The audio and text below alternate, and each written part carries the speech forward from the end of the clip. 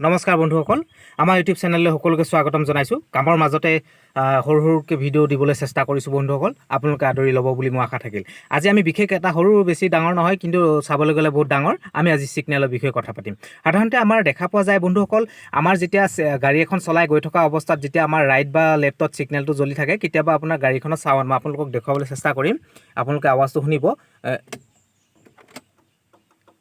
কিটিক কিটিক আৱাজ এটা শুনিছে, তেতিয়া সেই আৱাজটো দিয়ে। কিছুমান ক্ষেত্ৰত আপোনাৰ সেই আৱাজটো নিদিয়ে বা কিছুমান গাড়ীত ইয়াতকৈ ডাঙৰো আৱাজটো ওলায়, চাউণ্ডটো ওলায়। কিন্তু সেই বস্তুটো কি হয়, যেতিয়া আপুনি ৰাইট চাইডে গৈ থাকিব, ছিগনেল দি পিনে ৰাইট চাইডে গাড়ীখন ঘূৰাৰ পিছত যদি আপুনি ছিগনেলটো নৰ্মেল নকৰে, তেতিয়া পিছৰ গাড়ীখনে ভাবিব আপুনি ৰাইট চাইডে যাব। কিন্তু আপুনি যদি ছিগনেলটো জ্বলি থকা গম নাপায়, আপোনাৰ লেফ্ট চাইডে সোমাবলগীয়া আছে, লেফ্ট চাইডে সোমাই দিলে পিছৰ গাড়ীখন আপোনাৰ গাড়ীত লাগি যাব পাৰে।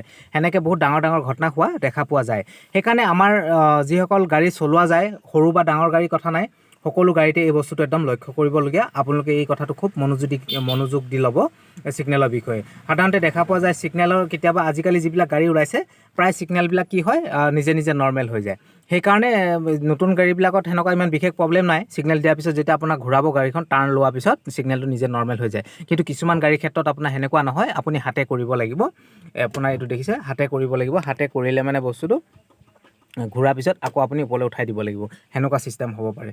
সেইকাৰণে এই বস্তুটো সদায় লক্ষ্য কৰিব বন্ধুসকল। আজি এইটো বিষয়ে মই ক'লোঁ, আপোনালোকে গুৰুত্ব সহকাৰে চাব। আৰু যিসকল বন্ধুৱে ভাল পাইছে, শ্বেয়াৰ এটা আৰু লাইক এটা কৰিব বন্ধুসকল। এই কথাখিনি কৈ ইয়াতে আজি সমাপ্ত দিলোঁ। জয় আই অসম।